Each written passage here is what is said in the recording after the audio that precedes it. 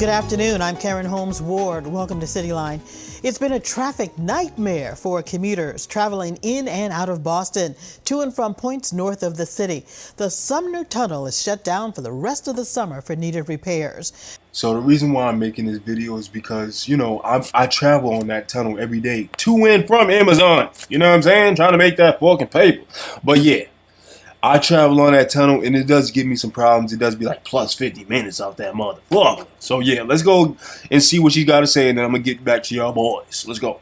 But the impact of the work is frustrating commuters and creating challenges for East Boston's business, community, and beyond.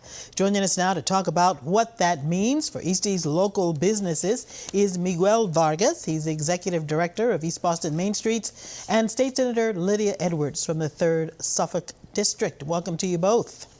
I don't know. For these motherfuckers to get up and call who?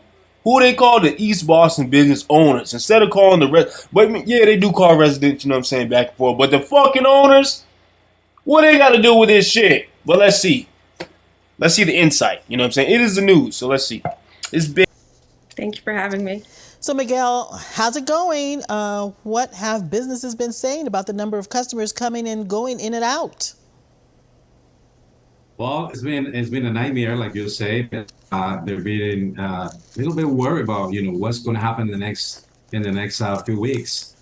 We just started, and there's a lot of confusion. A lot of people are getting too worried because there is a lot of people who are not coming into the Boston to help all the small businesses, but also the traffic is a nightmare everywhere in East Boston. You see, what he said there was a bunch of fucking nothing because he just repeated what the fuck she said, and then his fucking audio started bleeping up at the end. I didn't even really get to hear what he was saying, but he wasn't saying shit on that question. Yeah, because that shit didn't resonate with me. I'm sitting there looking at this nigga like, you shit's breaking up. Let's see. Now, do you think that Mass DOT and the city leaders adequately did something to protect the community under these tough conditions? Could more be done to mitigate some of the impact? Miguel? I think more needs to be done. I think they were given a lot of information, and we were trying to give information in English and in Spanish to support all the different businesses in the area. But I think the city should be helping out every single businesses to support them and helping out to guide what is ahead and how is this going to happen more productive. So language barrier appears to be a problem in this situation, Miguel. Is that what you're saying? Miguel? Correct. Yes. Correct. We pass some information on Spanish and also in English and also in Creole and French and Chinese. But still, there's a lot of information that needs to pass to small businesses. Okay, Lydia, let me turn to you. The Blue Line is free until August 31st, and you've encouraged everybody to ditch the drive. Has that worked? It's working for a lot of people who I think were naturally going to probably be on commuter rail or be on commuting via public transportation. I think it's... Okay, I want to get on her on that point because when you're taking public transportation to get all the way, using the Blue Line, say if you're using 2 or 3 stops, okay, cool, I guess. Because, like she said, people commute anyways.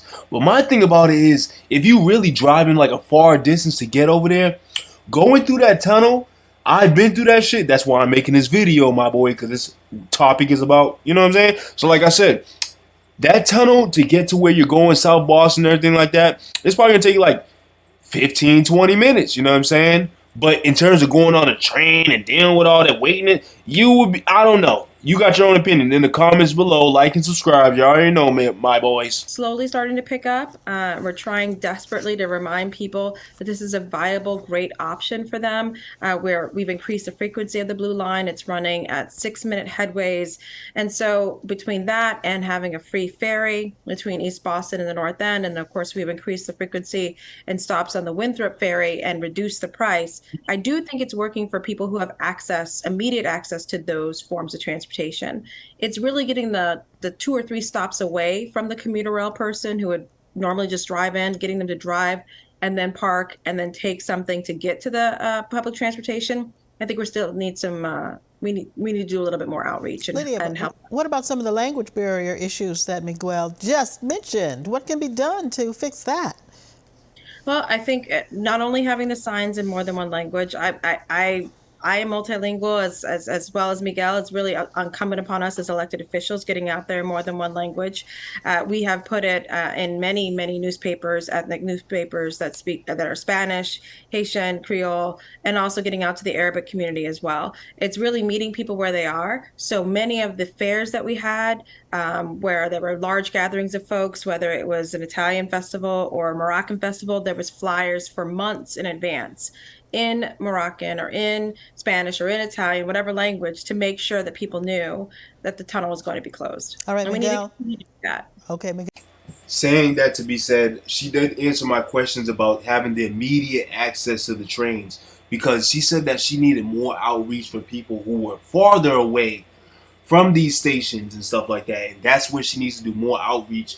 And that's my next question for her too. Like, what the fuck is we gonna do, my nigga? You know what I'm saying? Like, fuck is going on? But, you know, let's try to see what they're gonna do. And then also, she said the language barriers. It was out at festivals and parties and shit. You know what I'm saying? This hoe is getting paid to party, to go and fucking tell people about some fucking bridges and shit like that. Like, this construction only lasted for fucking till the end of August, you know what I'm saying? And she get the party on the government's dime to go out. But, you know, people don't think about it like that. Oh, it's a job. Nah, this bitch, well, I commend her for that. That's a whole nother topic. But let's go. Miguel, back to you. Summer is a time when many people travel to East Boston's waterfront.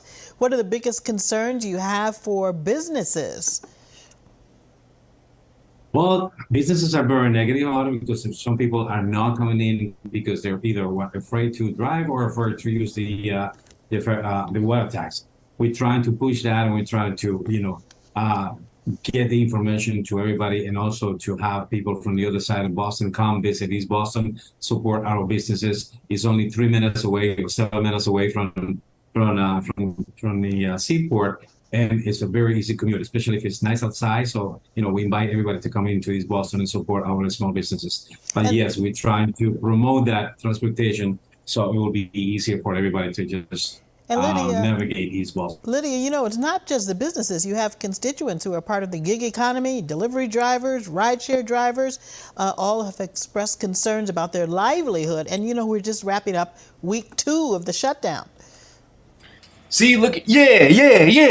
But see, look at her face when she made that comment, because that's exactly what the fuck I'm trying to get to, because she just said, what about the constituents, delivery drivers, rideshare, everybody else? But these goddamn motherfucking businesses, like, who the fuck is, man, get to the fucking business. Let's see what this bitch say, because look at her face. She's like, yeah, exactly. What about the fucking delivery drivers out this motherfucker then? Yeah, look, let's be honest. We knew that this was going to be a pain point for many people.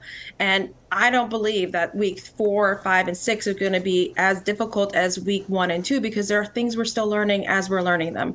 And that is frustrating. And this is, again, for for 2 months this year. It'll be for another 2 months next year. And I think the next year's 2 months will even be better than this one. But yes, this is a frustrating moment, but what we've encouraged people to do consistently is to be to log the complaints, log the concerns. This can be a real learning point for all of us, for Mass DOT, for the governor, for myself, for all of the local safety officials, the first responders, for us to figure out how to make this even more efficient. The number one issue, along with local economies, is safety. And that's really been our focus, is how to make sure that if someone needs access to medical care, that we can make sure, without a doubt, they have the most efficient route to get to it. Miguel, you have a big event coming up, the Taste of Eastie. How are you planning to get the usual crowd there? I don't know. Did we lose Miguel? Let me ask Lydia. How are we going to get the crowd there for the Taste of Eastie? Taste of Eastie, yes. We are working hard to get.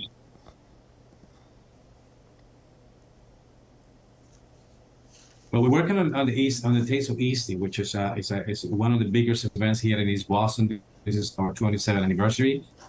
We are a little worried because we had a lot of folks that are coming from the other side of Boston, and we're trying to encourage everybody to use the MBTA or the water taxi into the takes a lot of people support our event. A lot of people come over and join us.